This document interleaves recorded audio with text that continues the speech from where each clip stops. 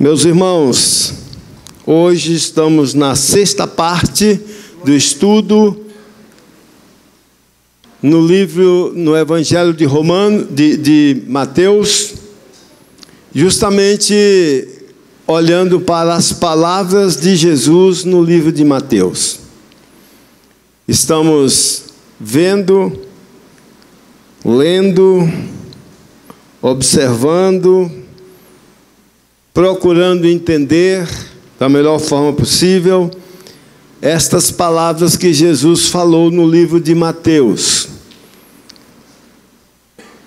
Essas palavras acontecem, são repetidas em outros evangelhos, e nós estamos olhando especificamente no livro de Mateus. Hoje estamos no Mateus capítulo 5 e o versículo 4. Mateus 5, versículo 4. Bem-aventurados que choram, porque eles serão consolados. O Sermão da Montanha foi onde Jesus descreveu estes tópicos importantes na vida cristã. Falou sobre muitos pontos fundamentais para a vida cristã. E que a cada tópico desses, nós encontramos Paulo escrevendo uma carta toda para explicar esses pontos de Jesus no Sermão da Montanha.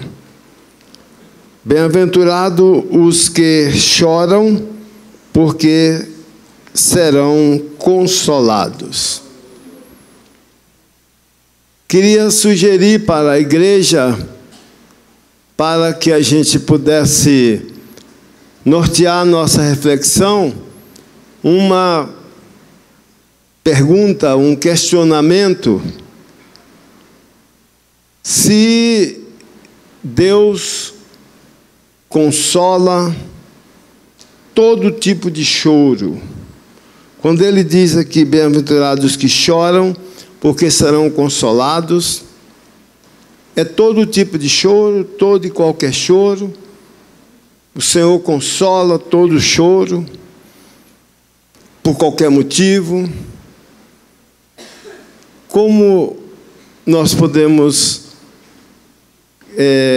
organizar isso para que nosso estudo, nosso entendimento aqui nesta noite fique mais recortado, mais fácil da gente entender?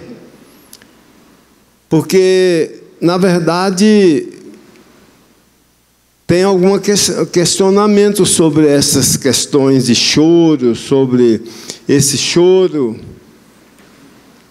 Por exemplo, quando do dilúvio, o que os irmãos imaginam pelo texto bíblico do dilúvio?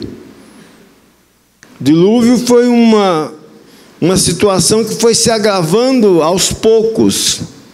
40 dias de chuva, dia e noite, e a situação foi ficando cada vez pior a cada instante que a chuva caía, que as minas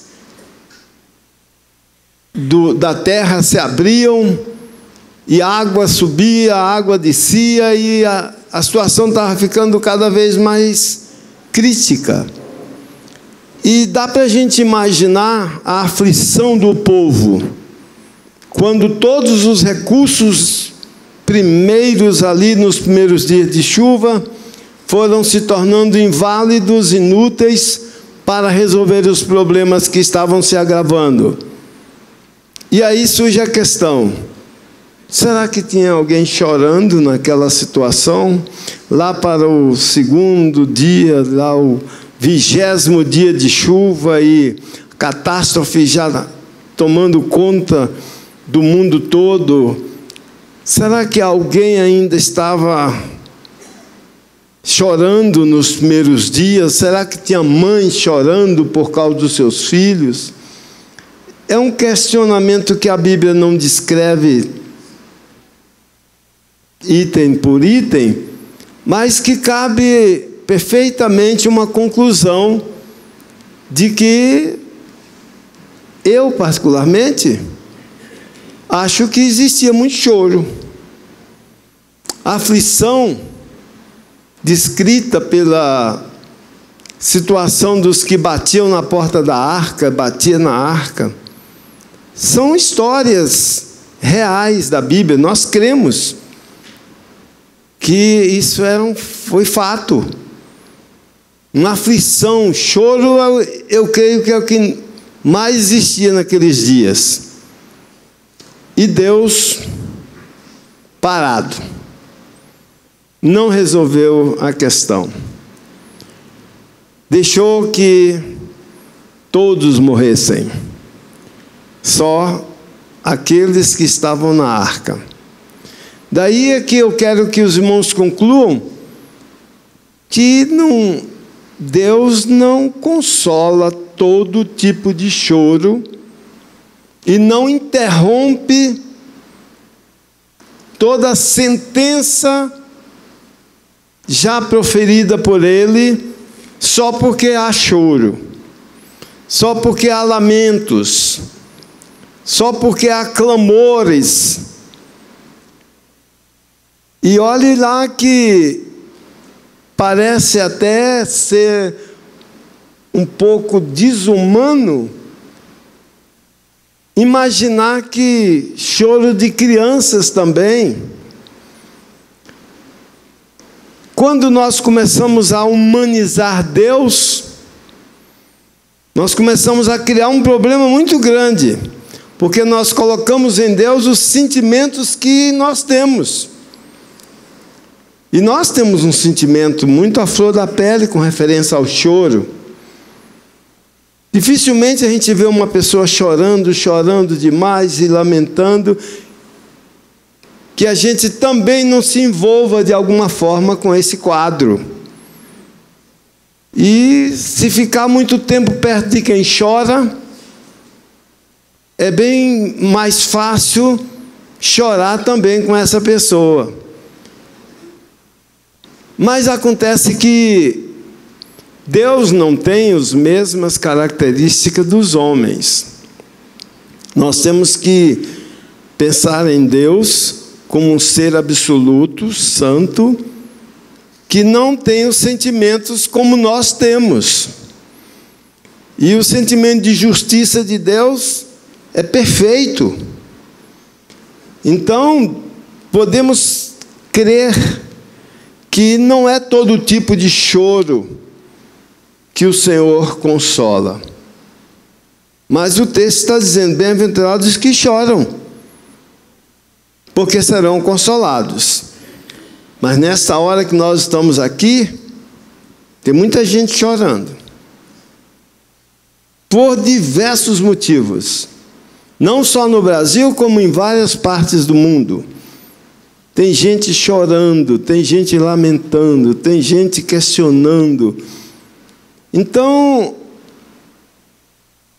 qual é o choro que se enquadra aqui nesse texto? Bem-aventurados os que choram, porque serão consolados.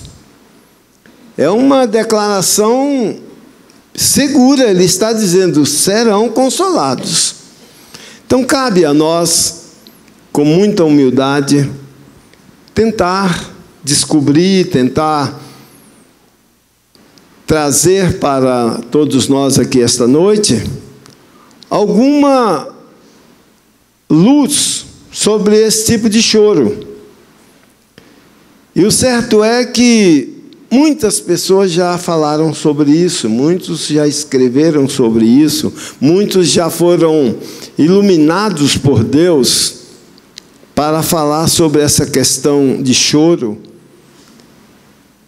E é nesse ponto que eu gostaria de andar com vocês para entender melhor. O choro abordado aqui não se trata de uma tristeza pessoal por causa de alguma perda material. Precisamos começar por aí. Esse choro não é um choro de um sentimento pessoal, de alguém que teve um prejuízo material e por isso está chorando. Esse choro é um choro muito natural, um choro que não expressa o sentimento que Deus quer que esteja no coração de quem chora para ser consolado. O choro por perda de alguma coisa que nos é cara e que nós choramos.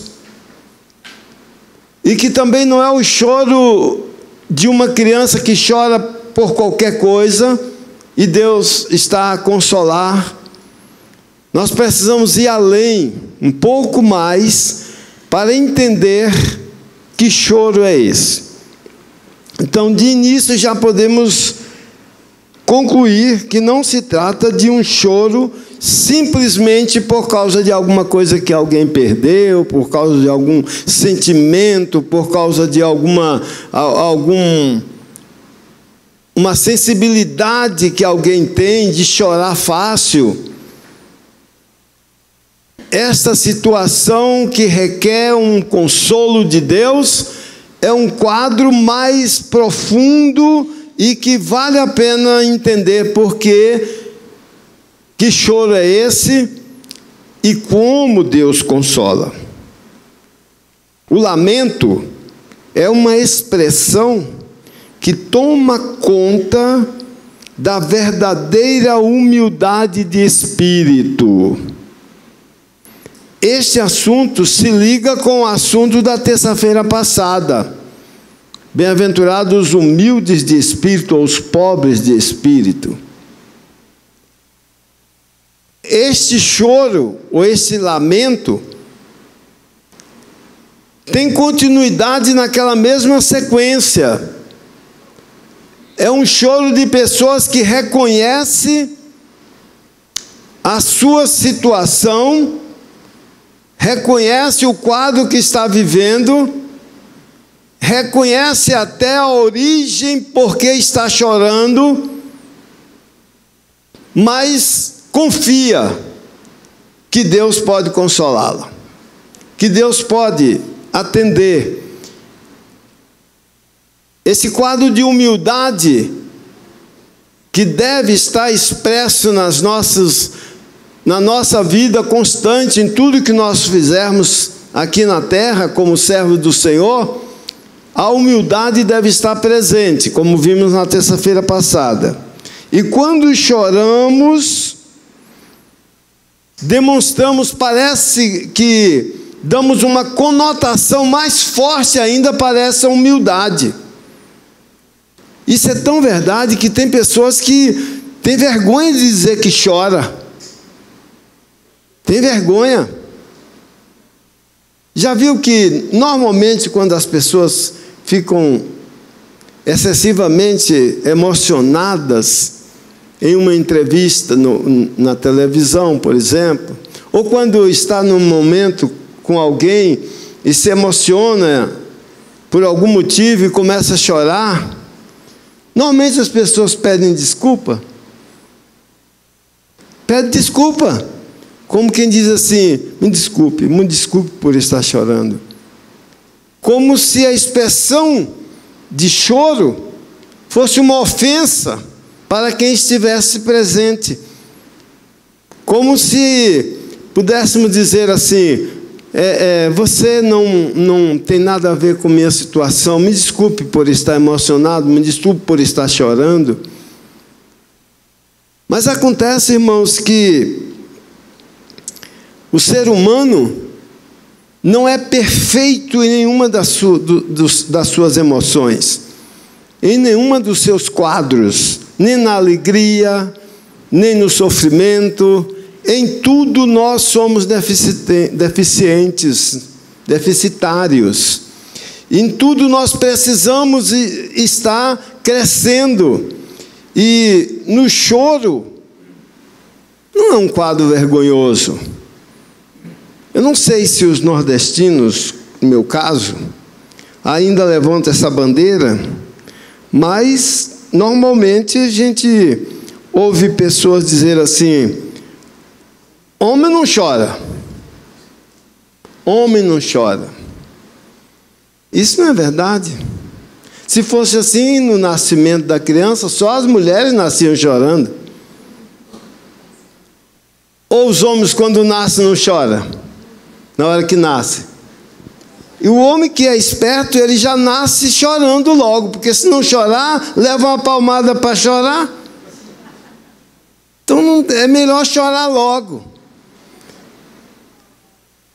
Então a gente percebe que essa questão de choro não é um quadro humilhante, não interfere em nada na nossa conduta de homem, não interfere em nada na nossa natureza forte.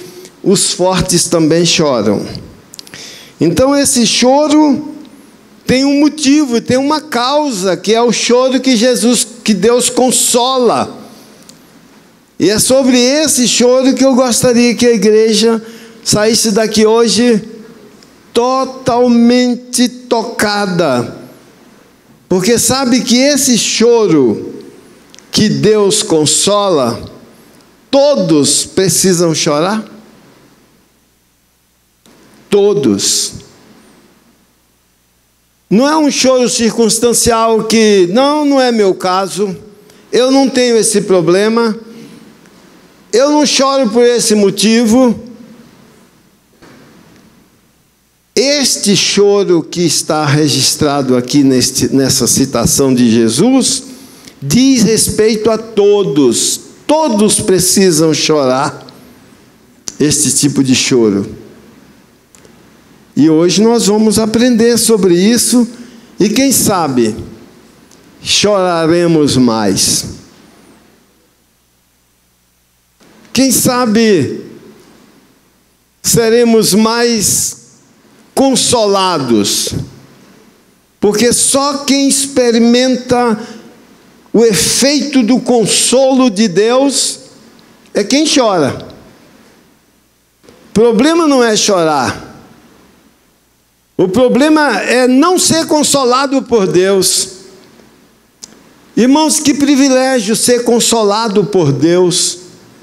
Que privilégio sentir o conforto de Deus na nossa vida, nos assistindo de perto. E Ele quer nos consolar. Agora, é preciso entender que tipo de choro e qual o motivo do choro. Então, vamos andar aqui na Bíblia, alguns pontos que naturalmente trazem alguma orientação, alguma luz sobre que tipo de choro. Primeiro ponto que eu queria abordar com vocês é que esse choro que Deus consola tem sua causa no resultado do pecado sobre a sociedade. Por causa da consequência do pecado na humanidade, na sociedade, há um motivo de choro daqueles que estão ligados com essa situação. Porque quando nós nos tornamos cristãos e o caráter cristão em nós vai se tornando mais forte, não tem como nós sermos alheios a essa situação da humanidade. Não tem como você ser crente e não se incomodar com a situação da cidade, com a situação da nação, com a situação da sociedade. Então, há um motivo que comove o coração do verdadeiro homem e mulher que tem conhecimento de Deus, e que essas pessoas sofrem por causa do sofrimento da humanidade em virtude do pecado. Esse é o primeiro choro mais característico do conforto de Deus, que pede o consolo de Deus. Vamos ler textos bíblicos agora para fundamentar essas declarações, porque, como vocês já sabem, declarações, por mais fortes que sejam, por mais fundamentadas que sejam em conhecimento humano, não servem como base doutrinária para nós. Precisa estar fundamentado na palavra de Deus. Lucas, capítulo 13, Lucas 13, 34 e 35.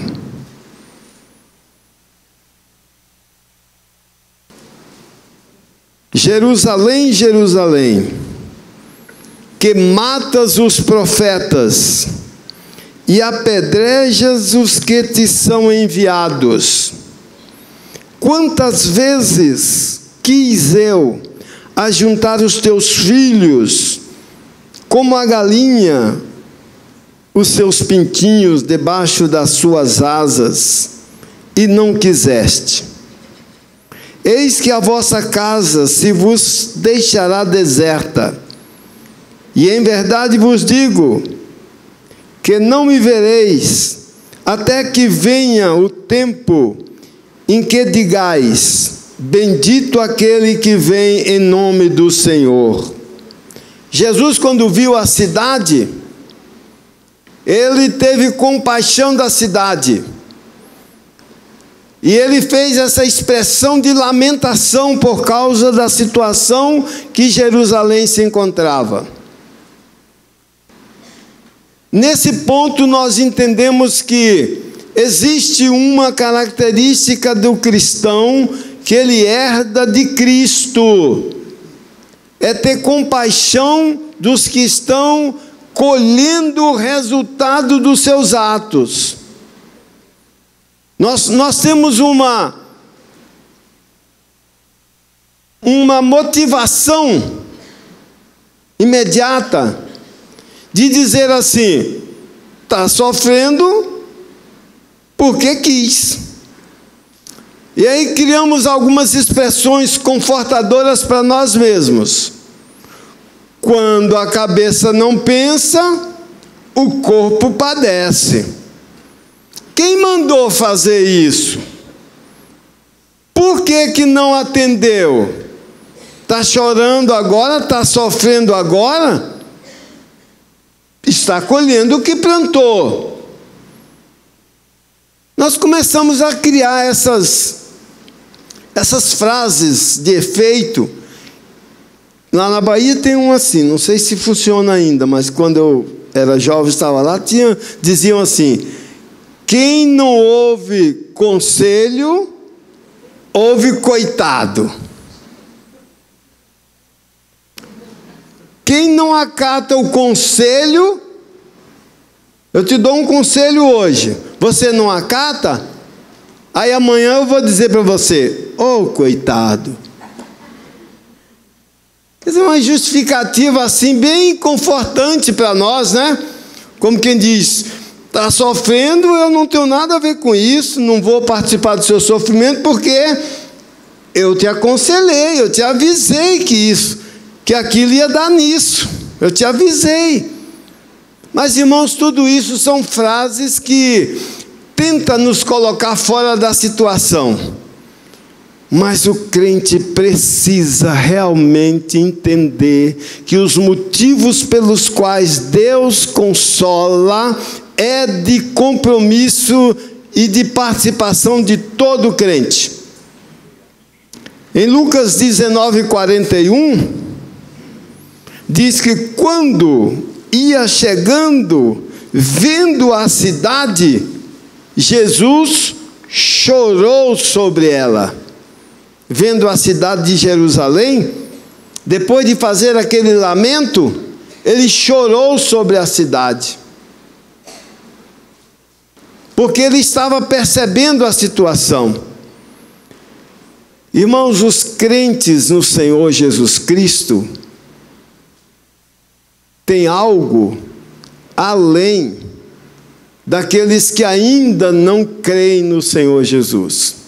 Quando nós cremos e quando nós temos o Espírito Santo, nossa mente se abre para a realidade da vida e nós começamos a entender com mais força, com mais clareza, que a vida do homem não se resume só a esta vida aqui material.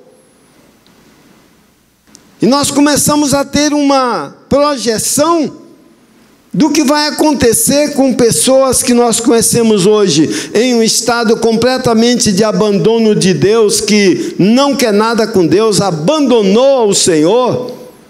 Nós somos informados do que vai acontecer com essa pessoa no futuro. E daí o nosso sofrimento, daí a nossa participação.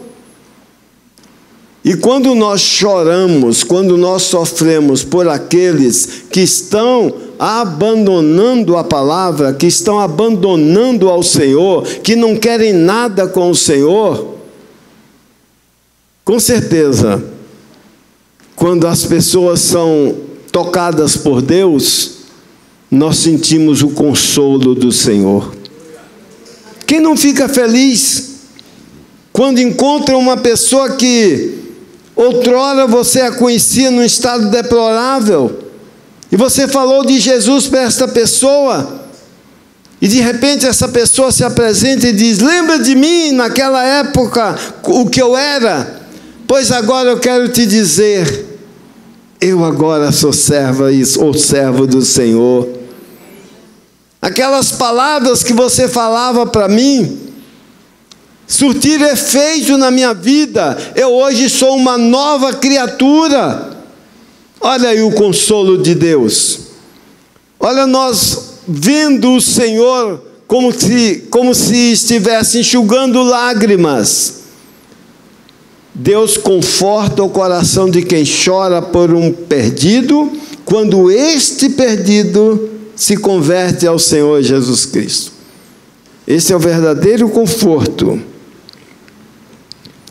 Atos, capítulo 17, verso 16. E enquanto Paulo os esperava em Atenas, o seu espírito se comovia em si mesmo, vendo a cidade tão entregue à idolatria. Agora vamos trazer isso para o nosso contexto.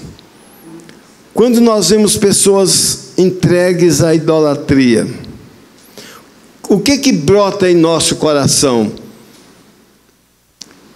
Sinceramente, não precisa ninguém se manifestar, mas sinceramente, internamente, a gente fica com pena dessas pessoas, ou a gente fica feliz porque nós escapamos daquela situação e pensamos assim: eu já escapei. Vocês continuam nessa cegueira porque querem. Parece que o sentimento que vem para nós não é um sentimento de pena, um sentimento de choro, de tristeza. Você pode imaginar, irmãos, quantas pessoas na nossa nação vivem na idolatria? Quantas pessoas estão cegas espiritualmente e gastam o que tem com idolatria e perde tempo. E você fica pensando: essas pessoas fazem isso porque querem. Por que não aceita Jesus? Será que é tão fácil assim escapar dos laços do pecado? Será que é tão fácil se livrar da idolatria? Você vai aqui em Botirama,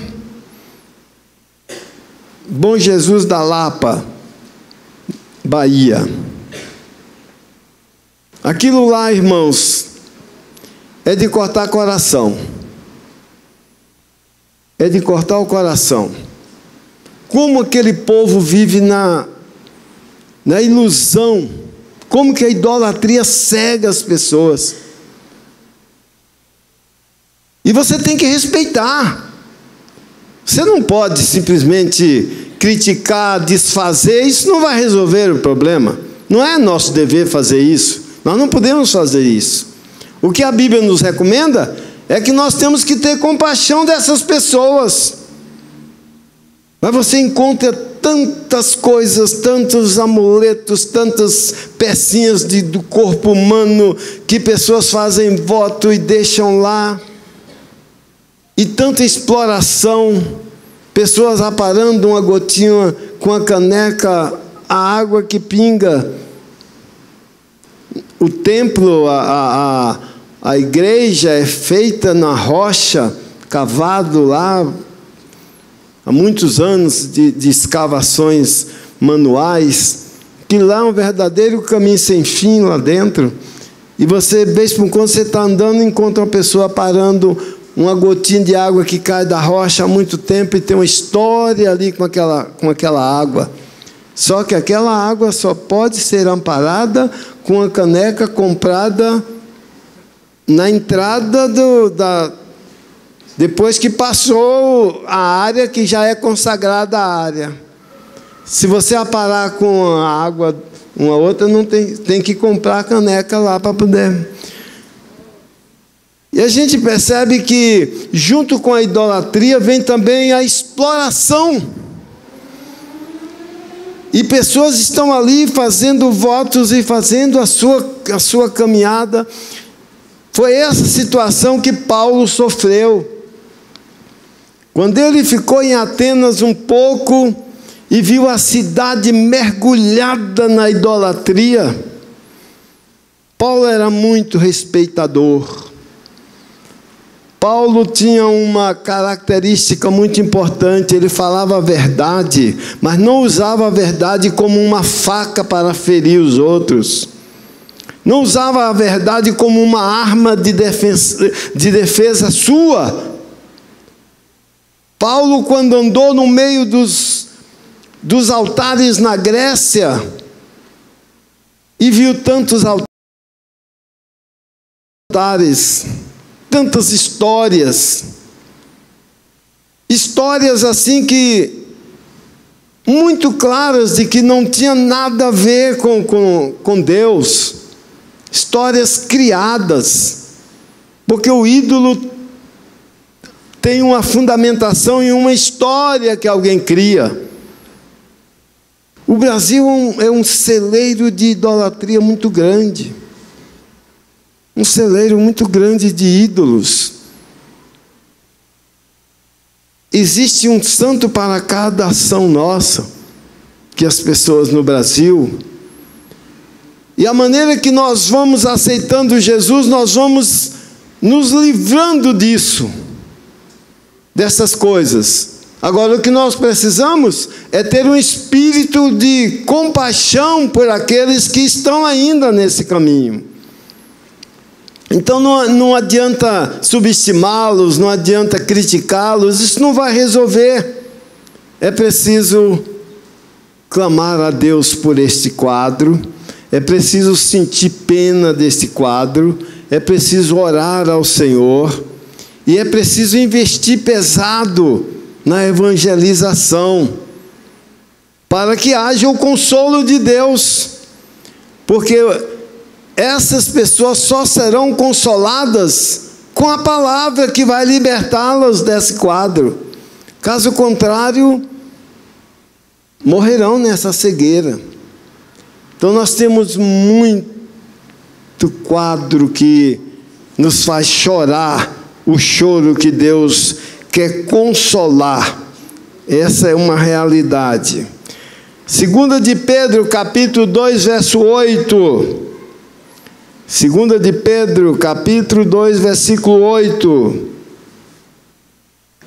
Porque este justo, habitando entre eles, afligia todos os dias a sua alma justa, vendo e ouvindo sobre as suas obras injustas. Sabe a que esse texto está se referindo? A Ló em Sodoma e Gomorra. O quadro de Sodoma e Gomorra era terrível. A Bíblia diz que os anjos que apareceram a Abraão disseram para Abraão: o mau cheiro, a iniquidade de Sodoma e Gomorra chegaram até as narinas de Deus, e nós vamos lá para conferir se essas coisas são assim mesmo, e esta cidade será destruída. E o texto diz que lá nesta cidade existia um parente de Abraão, que era Ló, sobrinho de Abraão, e diz que ele todos os dias afligia a sua alma por causa daquela cidade.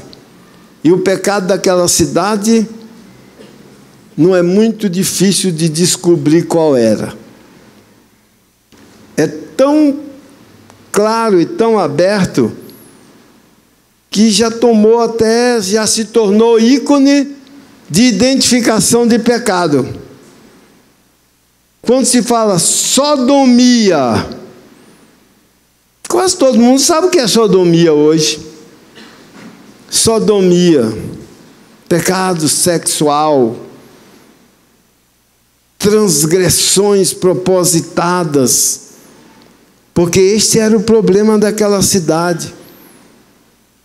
Hoje, tentando ser protegido por leis, tentando se proteger isso de qualquer forma, através de educação, através de compartilhamento, através de achar tudo natural. Isso é natural, é natural. Até essa expressão natural está errada, porque esses comportamentos não são naturais. Comportamento que pode ser considerado comuns, mas nem tudo que é comum é natural. Tem muita coisa que é comum, mas que está fora do natural, mas se tornou comum por causa da prática. E o pecado sexual tomou forma de uma tamanha proporção em Sodoma, que quando os anjos de Deus chegaram na casa de Ló, na verdade Ló os encontrou na rua,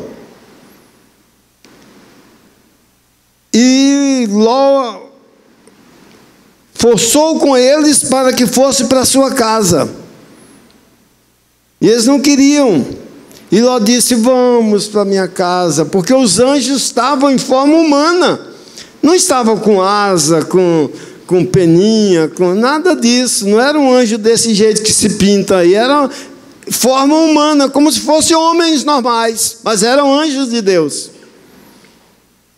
E quando Ló os levou para sua casa, madrugada, os homens da cidade queriam arrebentar a porta da casa de Ló para ultrajar os homens sexualmente, aqueles anjos. Olha o grau de pecado e de situação que vivia aquela cidade. E a Bíblia diz que por causa desse quadro, Ló afligia a sua alma justa todos os dias.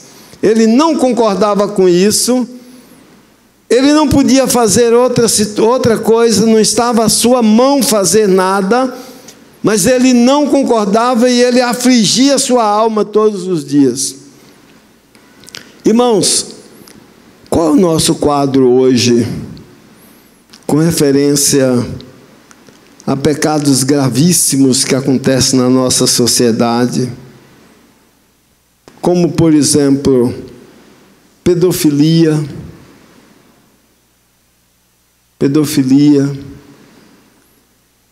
violência,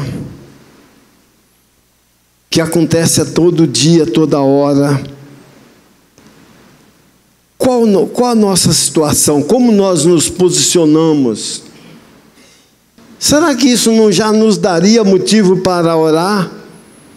Será que só isso já não nos justificaria estar na igreja para orar, pelo menos num dia de oração da igreja, quando a igreja é convidada para orar? Será que o quadro da nação já não dá para a gente botar o joelho no chão pelo menos por uma meia hora para interceder e para clamar a Deus por essa situação?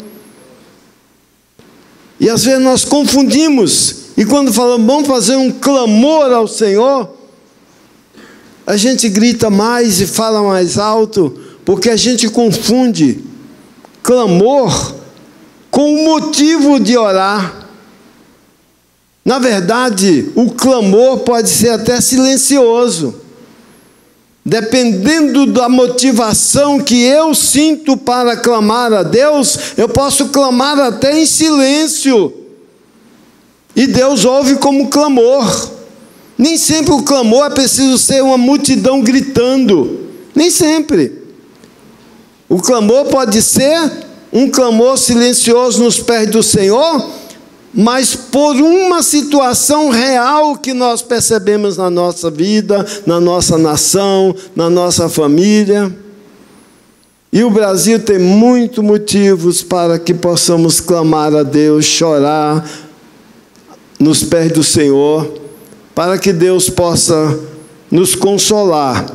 E nesse caso aqui, foi justamente a situação que ocorreu com Ló. Ló todos os dias afligia a sua alma justa por causa daquela cidade, por causa daquela realidade.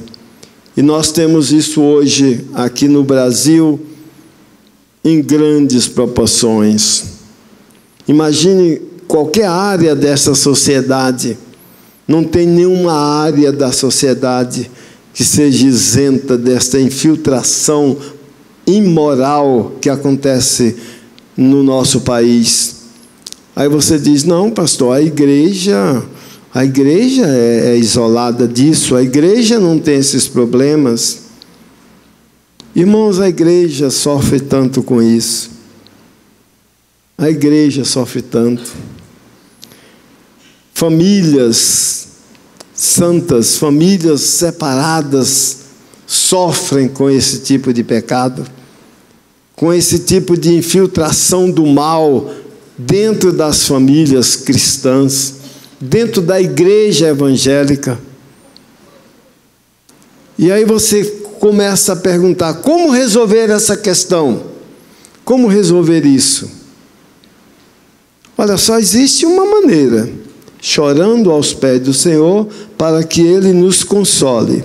E o consolo do Senhor jamais será dizer assim, aceita isso como natural. O consolo do Senhor não será esse. O consolo do Senhor será modificar a situação, dar graça para que você possa ver a mão de Deus agir nessas causas difíceis, e ter a mão de Deus como a solução e o conforto e o consolo do céu para a sua realidade. Mas a igreja não pode ficar alheia.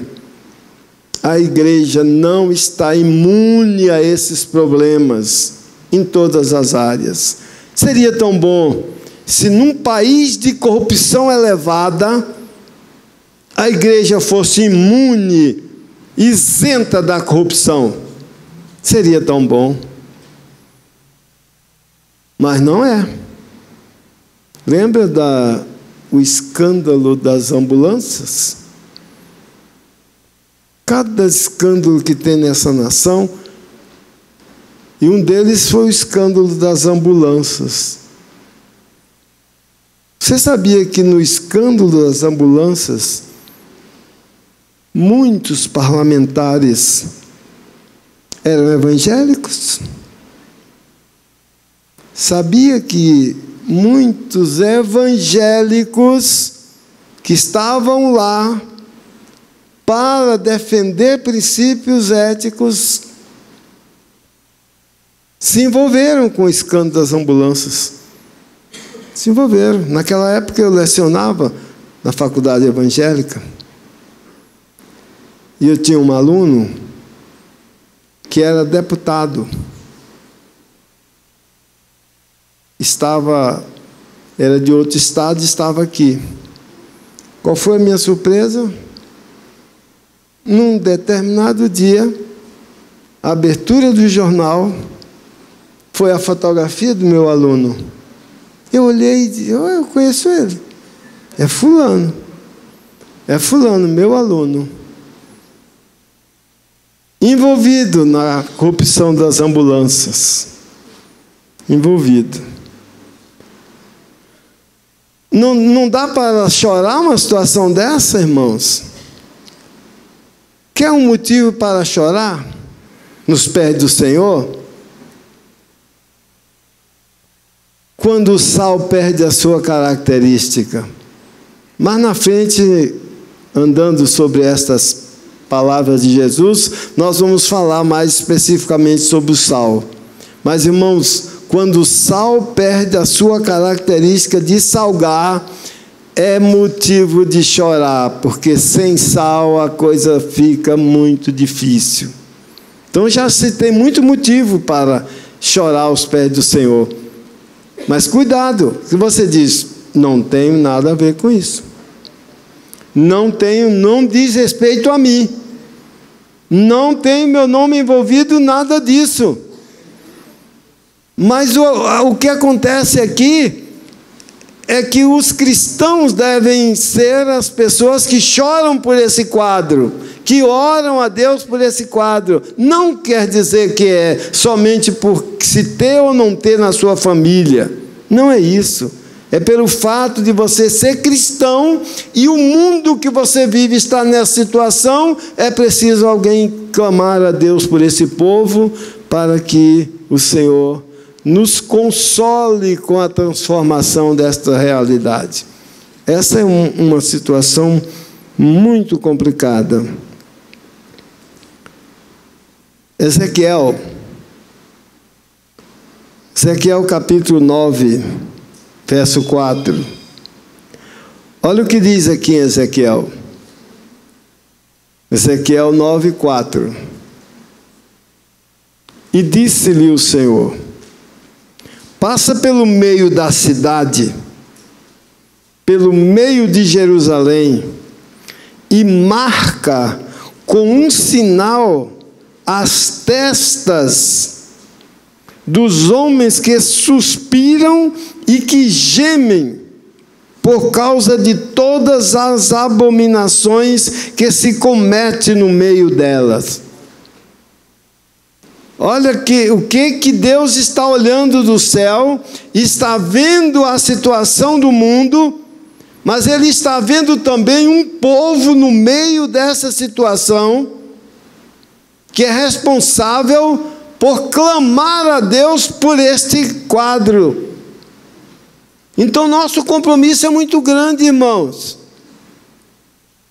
Nós temos que perder um pouco daquela ideia de vir à igreja só para receber o que nós precisamos.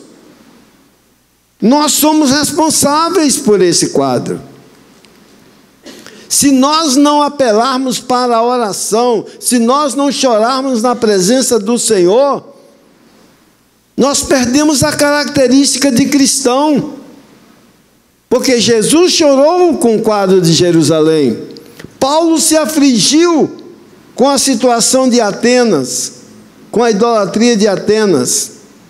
Ló se afligiu com a situação imoral de Sodoma. E nós? Como fica? Não nos decepciona, por exemplo, quando votamos em uma pessoa para que ela nos represente lá na Câmara, no Senado ou em qualquer legislatura municipal ou estadual, e de repente aquela pessoa entra lá e perde toda a sua característica cristã. Como que a gente vai dizer? Não tenho nada com isso. Não tem jeito, a igreja é responsável, porque a igreja recebeu títulos que lhe coloca como responsável. A igreja é a luz do mundo e o mundo está nas trevas. Então a igreja tem que ter a sua função, tem que agir. Precisamos descer um pouco dessa nossa, vamos dizer, dessa nossa sede de que Deus resolva os nossos problemas e vir à igreja só para receber de Deus. É preciso que a gente venha à igreja com mais sede de nos tornar úteis para o mundo. Ao invés de ter só pedir a Deus as bênçãos. Quer pedir uma bênção a Deus para a sua vida? Peça: Senhor, me faz ter compaixão daqueles que estão sofrendo. Senhor, coloca no meu coração um estado de misericórdia pelos pecadores que estão sofrendo. Senhor, me dá a tua graça para que eu possa refletir o teu amor com essas pessoas que na verdade são livres e escolheram fazer o erro como sua bandeira. Mas a igreja tem que ter o espírito de sofredor, o espírito de quem ama mesmo na situação de não merecer. Não é fácil, irmãos, não é fácil ser cristão numa situação onde todo mundo está sofrendo. Não é fácil. Você quer ver como que é difícil ser cristão? Imagine uma situação de crise e que você tem alguma informação, tem algum recurso, e você tem 4 filhos, e aí vai faltar leite, vai faltar óleo, vai faltar tudo. É imaginário, não estou dizendo que vai faltar nada disso, estou criando uma situação. Imagine que você faz depósito de tudo isso em casa para suprir sua família, porque vai faltar esses gêneros alimentícios. E daí a pouco você percebe que realmente faltou, não tem. E como fica? Na sua quadra só você tem óleo de soja, só você tem leite, só você tem arroz, só você tem feijão, e os outros ninguém tem nada. Como fica a sua vida? Ué, não tem nada a ver com isso. Por que não comprou quando sabia que ia acontecer? Eu não comprei? Por que não comprou? Isso aqui é meu, é da minha família. Dá para ser cristão assim? Imagine bem.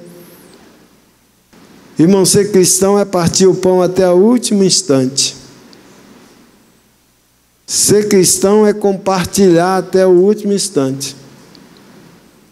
Por isso que a gente tem que aproveitar nossas vindas à igreja para pedir a Deus mais característica de cristão. E uma das características fortes é que o cristão compadece dos que sofrem, compadece dos necessitados. Os cristãos não chegam ao ponto de se desesperar, mas ele sofre junto, vai caminhando junto, vai ajudando, vai orando, vai pedindo a graça de Deus, porque se nós não pensarmos assim, nosso cristianismo fica muito nominal, muito nominal.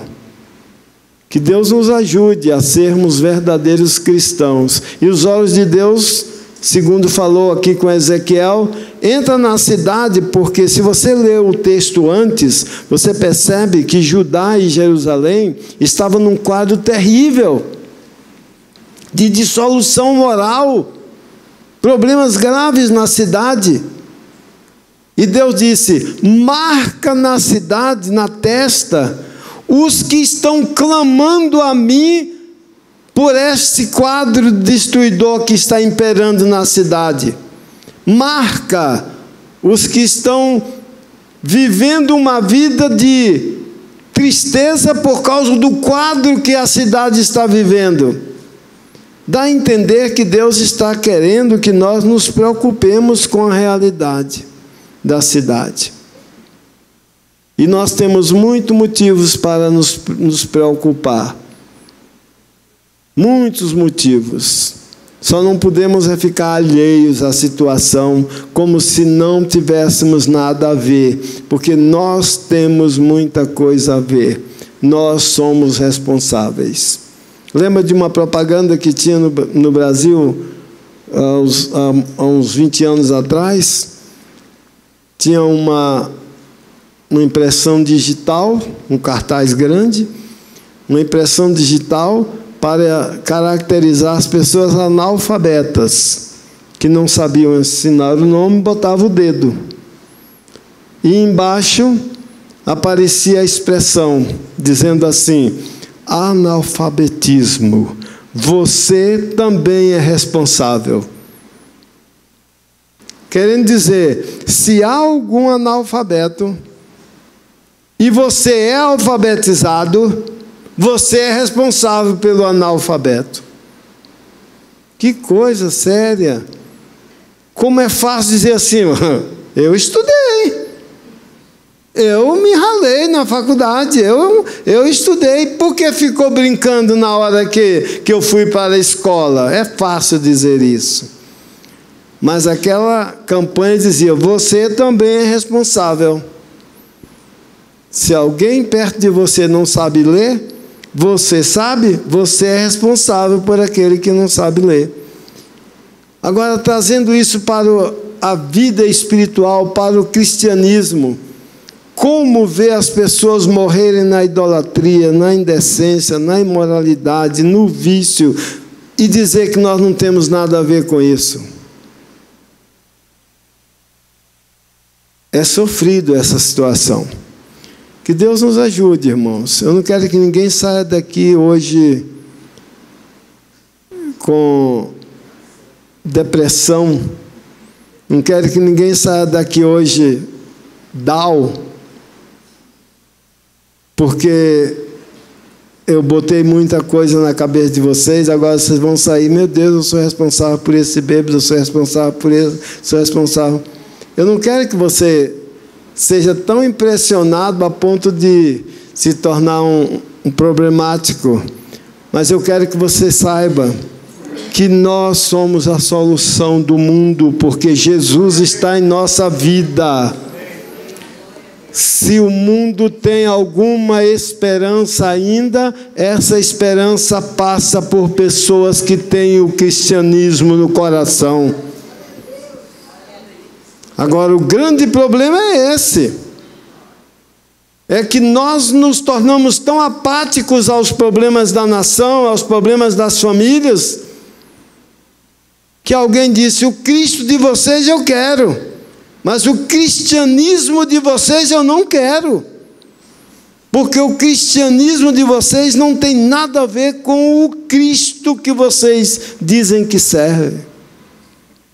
Essa é a ideia que nós precisamos melhorar. Deus nos ajude. Eu sei que isso não é fácil. Eu sei que é mais fácil orar como orou o publicano. Mas está aí a mensagem. Está aí a palavra. Isso tudo teve origem na palavra que Jesus disse: bem-aventurados que choram, porque serão consolados. Deus nos ajude. Vamos ser uma igreja que chora. Aí você diz: não, pastor, a igreja que chora já passou. Agora, o senhor já viu falar na revelação de Toronto? Eu estou parafraseando, alguém me perguntando. Eu digo: sim, já vi. Eu fui num culto aqui, na época que estava no auge. Foi aqui mesmo no Guará que eu fui. Reunião grande, muita gente. E o que prevalecia naquela reunião era a alegria. Todo mundo sorrindo, sorrindo. É tempo de sorrir, o tempo de chorar passou. Agora fica muito difícil confortar uma pessoa que está sorrindo, né? Eu acho que quando a gente está nessa felicidade toda, a gente pode dispensar até o consolador. Porque consolador para consolar quem está sorrindo. E quando eu entrei naquela igreja, a convite, de longe eu já estava ouvindo aquele barulho que eu não sabia bem o que era risada. Mas risada de todos os níveis. Mas gente que se entregava mesmo e botava a mão na barriga, mas dava cada gargalhada. E o líder lá na frente também.